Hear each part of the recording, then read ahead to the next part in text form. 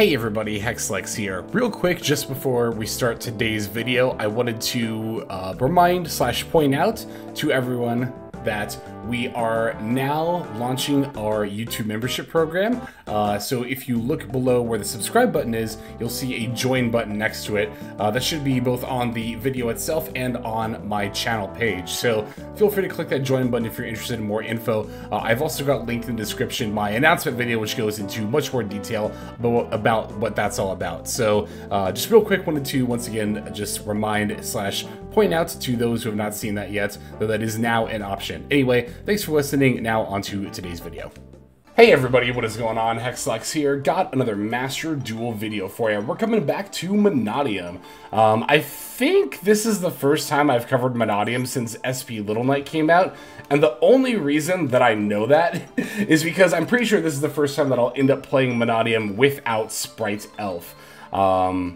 Which is a card that has been fairly good in the extra deck for quite some time, but I think is highly optional. You know, it's funny, I think when some people say that Sprite Elf is too generic, like Mannadium is one of the decks that comes to mind. Like, oh yeah, Sprite Elf, it can just be splashed into this like random deck and it does so much for it. But really, Elf has always been very highly optional in a deck like Mannadium, so I think I'm fine not playing it. But anyway, yeah, Mannadium. I think that much like Pearly, this ends up being one of those tier 2 decks that people just kind of sleep on.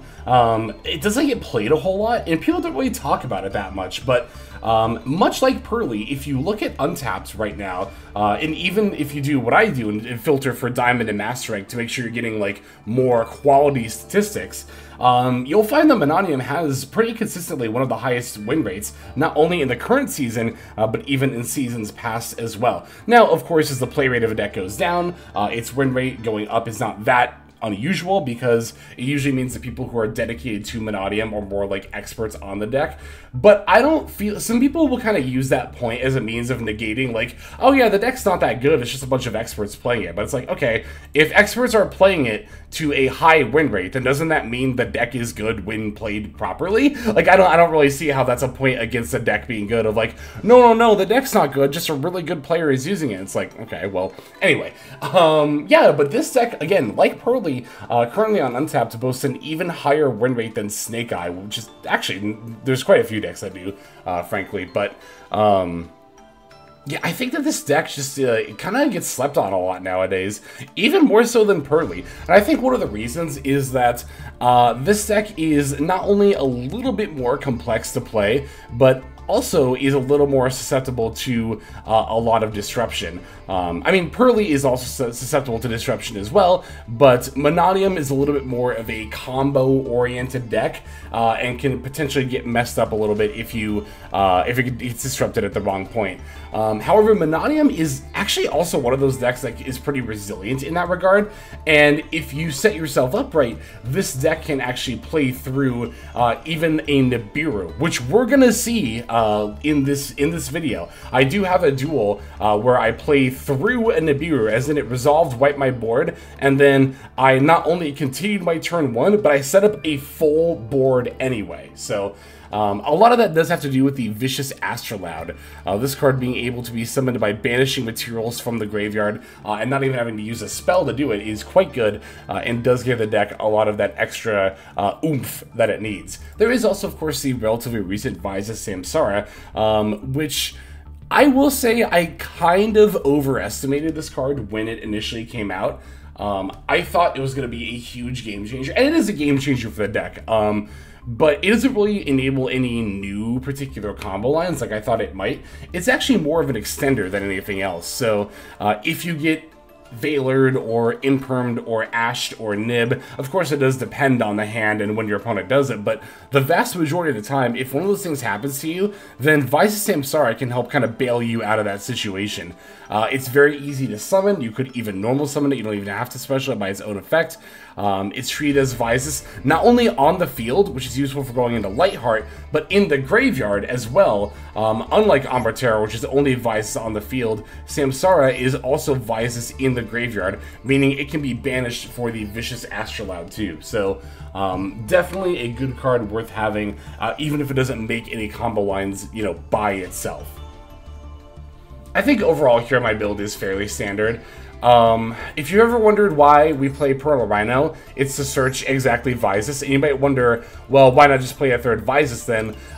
It's because the Pearl Rhino is searchable off of the Ambritera. That does not come up very often, but very occasionally, you know, you might actually need to search this to search a Vysis. And just in general, you know, have a little bit of deck thinning in that regard as well.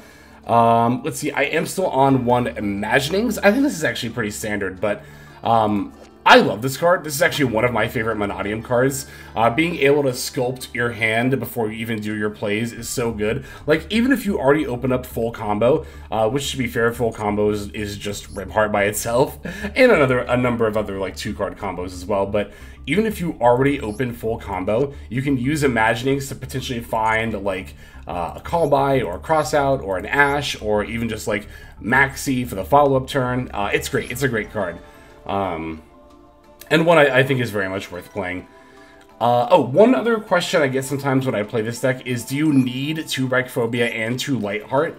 The answer is no. You could get away with 1 copy of each, but the second of each copy is, I think, pretty important to follow-up plays a lot of the time. So, I think 2 of each is absolutely worth it, but I think you could get away with 1 copy of each if you were, if you're wanting to try this deck and you don't have all the UR materials, because, you know, one of the common criticisms of this deck, which it is a fair one too, is that this deck is very expensive. And it is, right? Reichardt is also another one where you could only play 2 of this. You don't have to play a full play set of 3. But yeah, that's a UR, Rimheart's a UR, Vysis is a UR, Reichphobia is a UR, all of the field spells are URs, a lot of your extra decks, even the ones exclusive to this archetype are URs. So yeah, it can be a little bit much to ask for. If it's any consolation, once you've built out Mannadium with, you know, 3 Reichardt, 2 Reichphobia, and 2 Lightheart, at that point you're just 2 Scareclaw Triheart, the big Link 3 away from having Scareclaw built. So if that makes you feel any better about it, I mean, that kind of helped me, because I was like, oh, do I really want to spend all these URs for 1 deck? But if you're willing to craft 2 more URs on top of that, you get 2 decks and not just 1, which does make it a little bit more worth it. Even if I don't play Scareclaw that much, I do think it is a fun and solid deck. But anyway, yeah, we're here to talk about Mannadium, but I don't know that I have much else to say. The list as a whole is fairly standard and hasn't really changed much since last season. Although one thing I am on is I'm on triple tax instead of Valors here. Usually I've been playing, like, I've kind of been prioritizing Valor a little bit over triple tack, but I don't know, for this deck in particular, I think the triple tack is very valuable, particularly for helping you play through Disruption, like I mentioned earlier, because a lot of the time, even if you've used your normal, you're kind of just like 1 Vysis top deck away from continuing to combo. So I like to actually triple tack and draw 2 more often in this deck than I do in a lot of other decks, which is one of the reasons why I prioritized it over Valor in this particular deck. But that's actually been, I actually tweeted about this recently too. Using my last non-engine slots between Valor, Imperm, and Triple Tack, trying to decide how many copies of each card can definitely be a little bit daunting when it comes to deck building in the current Master Duel format, but anyway, yeah, I think that's pretty much everything I have to say about the build. Let's break it down card by card, and then we will watch some games. We're on 3 Maxi, 3 Mannadium Meek, 3 Ash Blossom and a Joyous Spring, 3 Scareclaw Reichardt, 3 Mannadium Rimheart, 2 Vysis Samsara, 2 Vysis Starfrost, 1 Nibiru the Primal Being, 1 Reinforcement of the Army, 2 Triple Tactics Talent, 2 Scareclaw Rival, 1 Mannadium Imaginings, 1 Mannadium Abscission, 2 Primitive Planet Reichphobia, 1 Primeval Planet Pearl Rhino, 3 Peaceful Planets Calarium, 2 Called by the Grave, 1 Cross-Eye Designator, 3 Infinite Permanents, and then 1 Mannadium Reframing. And that's going to do it for the main deck. For the extra, we're on 2 Vicious Astrolaud, 1 Mannadium Trisukta, 1 Excel Synchro Stardust Dragon, 1 Vysis Ambritera, 1 Baron de Fleur, 1 Bestial Dispater, 1 Chaos Angel, 1 Crimson Dragon, 2 Scareclaw Lightheart, 1 IP Masquerena, 1 Cross Sheep, 1 SP Little Knight, and then 1 Appaloosa Bow of the Goddess. There is our list. Let's watch some duels now. Alright, our first game is going to be against Horus Punk. They're not playing the Xyz armor package, but Still pretty close to the deck I've been enjoying so much. I don't think I've done a deck profile for that one yet. I might have to fix that. Do one for this season. But anyway, this hand here is looking really good. Oh, and here's another reason why I love playing Perla Rhino. Yep. If you open Perla Rhino, you can lead with it, even if you already are holding Vices like I am, and it'll bait Ash Blossom more often than not. Which is very, very valuable because Ash Blossom can stop quite a number of things in this deck. Quite a number of your deck's choke points are susceptible to Ash Blossom. But again, if you lead Perla Rhino, they'll assume you're on Tearlament and just negate it anyway. Which is another minor reason why I think it's very good to have over the third Vices. But it's like, darn. Alright, anyway, just gonna Calarium for Rimheart for Meek. And again, we already have the Vices in hand, so it's like, we still go full combo here anyway.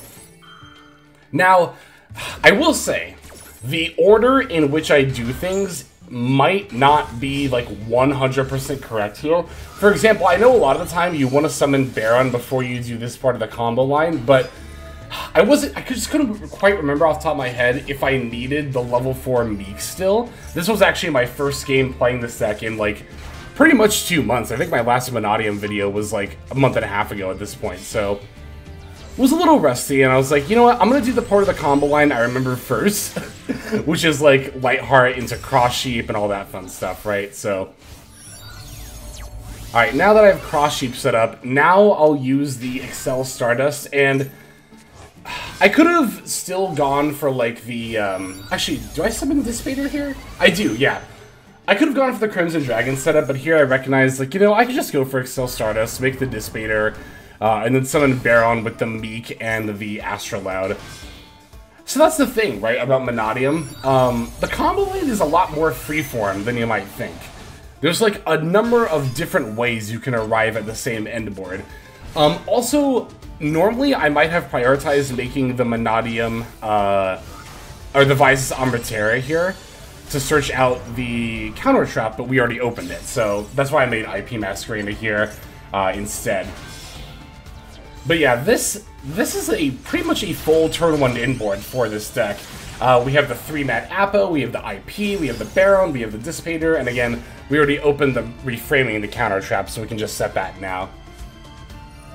Okay, opponent's going to lead with the field spell, and then an Ogre Dance. I'm just going to Appaloosa the Ogre Dance. I was a little worried this might proc a triple attack, which I'd have to use Baron on, but I figured we'd probably still just be fine anyway. Here they have King Sark, but they don't even really wait for me to make any kind of moves against it. They're going to concede before it even resolves. I'm pretty sure I was actually debating if I wanted to Baron the King Sark or not when they conceded. Although, to be fair, I shouldn't have, if I was going to do it, I should have done it when they activated it. You should wait until they activate the effect, and that way they lose a card from their hand as well. So, I mean, either way, I think our opponent realized there's like no shot of playing through this board. So, yeah, 3-mat Apo, IP, Baron, Dissipator, and Reframing is what I would consider to be an optimal turn 1 inboard. A lot of the time you'll end on the same thing just without IP, but again here, because I already opened the counter trap, I didn't have to search it. I had the extra materials to be able to go into the IP as well. But again, it's weird because I feel like I could have gotten to this board state more optimally as far as like how I played the combo line, but as far as the end board itself, I don't know if there's much more I could have added, right? So that's what I mean when I say Mannadium is this interesting deck where you know, you have this board you go for, but you have so many different ways to get there. Like again, here I didn't even use the Crimson Dragon at all. So, but yeah, that's one thing I really like about this deck. It's really cool in that regard. In any case, let's go ahead and check out our next duel that we've got lined up here. Alright, this opponent is on Mikonko, and it is very much a going second to build because they're on 3 Lightning Storm and the Feather Duster. And as you can see here, the opponent won the coin flip and still elected to go second. So, definitely getting OTK vibes as soon as I enter this duel. Once again, going to lead with the Perla Rhino, see if it baits an Ash Blossom. But at the same time, we also do want the Vices search here. So, either way, I'm fine. I got a Rhoda for the Rimheart, and then Rimheart for the Meek, especially in the Mannadium Meek. Then using Vices to pop the Meek. A lot of the same way we started last game, but we don't have the Calarium this time around, so it'll be one less extra Meek that we get, but that's fine, that's not that big of a deal. Again, here, I don't know, like, I probably could have just gone for the Baron now, but I was a little, oh, but you know what, no, that's fine. Okay, here's the thing, right? A lot of the reason why I'm not making Baron sooner is that I'm anxious that that's going to screw up my combo line, but it actually wouldn't. I could have gone for Excel Stardust here, brought back Meek, made Baron, right? Obviously, I wouldn't have had these two on the board anymore, but later, when I Cross Sheep and Astrolaud, I could still bring back a Meek and then pop it with Baron to make it level 4, and then sync for 12 and make Crimson, and then make Dissipator. So I think that's where I was getting tripped up. That's also why I still like playing the Excel Stardust in the Mannadium deck. A lot of people say, or, I don't know, a lot of people, but I've heard at least some amount of people say that, like, once you have Crimson Dragon, like, that's how you summon Dissipator, and you don't need the Excel Stardust anymore. But Excel Stardust still comes up in a lot of lines, so I'm a fan of playing it even alongside the Crimson Dragon. Oh, that is what we're going for here, okay. Oh, and then this is when they nib, that's right. That's right. To be fair, though, hang on, let me see something. I just want to see how many summons I've done and how hard I played into that. Okay, so Rimheart is 1, Meek is 2, Vices is 3, Meek is 4. Okay, so then if I would have summoned Stardust first, that still would have been 5. And I don't play regular Stardust in the extra, you just don't have room for that. So yeah, there would have been no way around the nib here, I don't think. But I did touch upon earlier the fact that we are going to play through this Nibiru, and that is in fact exactly what we're doing here. Also, my opponent nibbed at a pretty poor time. That got to let me keep the Mannadium Meek as well. But even without also keeping Mannadium Meek, we still would have been able to combo out from here. I can link off Lightheart, that was brought back by its own effect, and the nib token for Cross Sheep.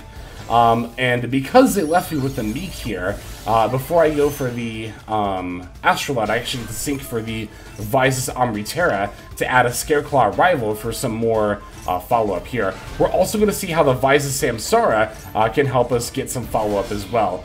Here I'm going to use it to put the Amritera back in the extra, so now I can synchro for the Baron de Fleur. And now I'll banish it alongside with Rimheart to go for the Astrolaud. Cross Sheep F, Astrolaud I can also activate to pop the Nibiru that is on the field, just to not let them have an extra material if they plan to Link Summon, right? Or just body to do damage with, whatever. Okay, yeah, here I do end up doing that this game. Okay, popping the Meek with Baron to summon a level 4 Meek, or just summon a Meek and make it level 4, syncing with the Astrolaud to go for Crimson, and then Crimson on the Baron to then go for Dissipator. Alright, Dissipator can now bring back the Vices. Oh yeah, I linked off here for a Lightheart because I thought I'd get a search. But no, it has to be summoned to the EMZ, so womp womp. Not ideal, but... I decided to end on SP here. I could have made an IP Masquerena, but I just wanted another interruption on top of Dissipator and Baron, rather than IP, which would have forced me to use Baron or Dissipator and then, you know, go for SP. But here I'm going to Baron the first Lightning Storm, only to be met with a second one. But that's actually fine, because I can use the SP to banish itself and the Baron, which not only lets them both dodge this Lightning Storm, but also, when Baron comes back, it will be able to negate again. Here they're going to activate the Ohime. I'm definitely going to Ash Blossom that. I could have used Dissipator, but I wanted to potentially... destroy an onboard monster. Might have ended up being better here, so they do have the quick play spell to summon the Ohime, which they'll then use to also send the Mayowashi Dori, I believe that is. Yes. Battling the Pater is going to deal 35 to me, but that's definitely not an OTK. And I also, like I mentioned before, get back the Baron and Little Knight. Gonna use Baron here on the Ohime, Dissipator to stop the Ohime. I actually should have negated and not destroyed it. I just got mixed up here. And then, yeah, as you can see, we get the Omni Negate from the Baron again. So we can stop the Mikanko rivalry from resolving here as well. Yeah, Dissipator, I shuffled back my own card, so it's going to destroy, but I should have shuffled back their Nib to negate it, because it wouldn't have let them equip the Mayawashi Dori. It doesn't matter, though. It's not like that's going to stop me from getting lethal here anyway. Alright, there you have it. Another pretty strong turn 1 line from Mannadium. Even though we did lose the coin flip and we're up against an FTK deck. And also, we got nibbed as well on top of that. We were still able to produce a board that had enough disruption to stop us from getting OTK'd, and then also OTK them back in the process. So I think that game in particular really does show a lot of the strength of Mannadium, especially the non-linear way that its combo line plays out. It allows for a lot of flexibility, which allows for you to play through stuff like Nib a lot more easily. I do still have one more game for us to see. Let's finish off with that one. Okay, the final opponent we're going to be taking on with Mannadium is going to be on Vanquish Soul, which is one of my new favorite decks. I'll go so far as to admit that, like, after I did this playtesting session with Infernobles and Mannadium and also Tomorrow's deck, I just went straight to Vanquish Soul after that. I was like, yeah, I want to play this deck. So here I led with normal summoning Scareclaw Rykart because I opened both Rykart and Rim. So the idea here is that I use Rykart, in this case, to bait out Valor and Imperm. If my opponent would have activated Valor or Imperm against the Scareclaw Rykart, I could have activated Rimheart's effect, destroy it to special Rim, I would have still gotten this search, and then of course we get the Rimheart search as well. They instead have Maxi, which of course we have the Ash Blossom for. We also opened Mannadium Abscission in this hand, which used to be a much more important part of the combo line. But nowadays, with all the extenders and stuff we have in the deck, it's like, I play one, and if I open it, I'll use it. But otherwise, I typically don't really go out of my way to get it. Unless I open, like, Rimheart plus Meek, right? But here I do get to use the Abscission to pretty good effect. I get to pop Meek. Meek, of course, will summon another Meek. Then I can activate Calarium. I already have Rim, so I can add Vysis. Vysis will pop the Meek on board, and of course, because I have a Calarium in play, I get to not only summon the Meek off the Meek effect, but also summon the Meek from the graveyard off the Calarium effect. I like having the Scareclaw arrival a little bit sooner into the combo line as well, because again, if they have Disruption, now I have another extender in hand, so... Yeah, I'm noticing this. Every one of these games, I get so scared about synchroing too early, and I always go for the Lightheart part of the line first. I don't know, it is definitely more advantageous to have the negate on the field before you do this part of the line, so I think that's probably how it should be done. I kind of almost screwed up my board placement here a little bit. I definitely want to leave one of the cross sheep zones open, but nah, we're fine. Yep, get to make the Baron de Fleur here, and then now, of course, the Vicious Astrolaud, which will allow Cross Sheep to bring back... I'm going to get back Rykart here, because I already have a level 4 Meek on the field. I can just go straight for the Crimson Dragon now. And then, of course, use Crimson Dragon to summon out Bestial Dissipator. But here, I actually get to go for the Amritera for the counter trap as well. Well, first I'm going to go into Trisukta with the remaining Meek and Rykart, right? Then bring back the Meek, Synchro, Trisukta, and Meek for the Amritera, and then Amritera is going to add back, or add from deck to hand, rather, the counter trap, the Mannadium Reframing. I do think it is important to make the Amritera if you have the ability to during your turn 1 combo line. Oh, here I messed up a little bit. I totally just misclicked here. I meant to make a 4-material Appaloosa, but I clicked the thing where, you know how it asks you, like, do you want to use Cross Sheep as 2 materials? I clicked yes instinctually here. This should be a 4-material Appaloosa, and Vysis should have been used to help make that, but it's not that big of a deal. Missing out on 1 Appo negate, especially when it's the difference between 3 and 4, is really very negligible, so... But yeah, like I was saying, if you can go into the counter trap, I really think you should. I think it's very important a lot of the time. Here, I will use the Baron on the Imperm here to save multiple monster negates on the Appaloosa, but also because I have the counter trap as well, I'm fine using an Omni that early. So, they're summoning Cashier Fenrir. I don't know exactly what kind of a deck they're on, so I'm going to use the Appaloosa negate on the Fenrir, and then when Fenrir goes to banish, I can just use Appaloosa yet again, right? Now, I figure here, they're probably just going to move to battle phase and then battle over Apo, which is in fact exactly what they do. That's 100% fine. I have 2 more monster negates, Dissipator and Imperm, and then I still have the Mannadium reframing as well. As soon as Raisin comes down, I'm absolutely going to Imperm that. I was a little surprised that my opponent did not have the Borger or Valius, but that's why I used Imperm and not Bestial Dissipator, because if they had Borger or Valius, I could have used the Dissipator to negate it, or not negate, but destroy it rather, because I'd shuffle back my own card, and then the Raisin would stay negated, so... Alright, they're going to link off Raisin for the Rock of the Vanquisher. When they activate that, I'm going to use the Dissipator effect to destroy. Like, yeah, they'll still get the Raisin back from the graveyard to their hand, but they've already normaled, and now they don't have a rock to special it on my turn. So, the Dissipator here is, like, effectively a negate, even though they still get the Raisin back. Oh my god, topping Rimheart here was so unnecessary. Actually, literally unnecessary, because I'm just going to go straight to battle phase here. I don't even bother normal summoning it.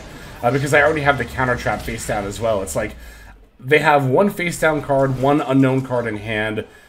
I know nothing in Vanquish will respond to battling, so it's like, if it's Snow Devil, to not even get the full effect, but to still special in hand, I can still just use the Mannadium reframing, and then we're all good to go. We don't need to even normal summon the Rimheart here. But of course, normal summon Rimheart here does open up, like, a whole follow-up play as well, so... Yeah, had a lot of really, really good games with Mannadium in this particular playtest session, and was very glad to be able to show those games to you. That is going to do it for this video. Let us move on now to our outro. Hey everybody, Hexlex here. Just want to give you a huge thanks for watching all the way to the very end of the video. Believe it or not, that is actually one of the best ways that you can support the channel, is by watching the videos in their entirety. But there are many ways in which you can support the channel if you are so interested. The names that you're seeing on screen here, I gotta give an extra special thanks to, because these are people who have chosen to either become a member on YouTube, which if you're interested you can do as well via the join button next to the subscribe button down there, or have signed up over on Patreon and become members there. Link to that is going to be in the description below. Without the support that is being offered by, again, all the people that you're seeing on screen right here, I would not be able to take the time to dedicate to uploading daily YouTube videos. So thank you so very much. But there are also other ways you can support as well. Again, link to the description below. If you like my deck tracker that you'll see in a lot of my videos, the Untapped Companion, you can download that for free, and if you use my affiliate link down there, then that also goes a long way towards supporting the channel. That's, again, free. So is subscribing here on YouTube. That's also free and a huge way to support. You can also check out Twitch, once again linked in the description below. Following and subscribing over there will not only support as well, but also give you notifications of when I go live if you want to catch some of the live streams. But really, no matter how you choose to support, it all adds up, and it all definitely means the world. So thank you, each and every one of you. For now, this is Hexlex. I'm going to be signing out. But more than that, I'm hoping that you have a fantastic day.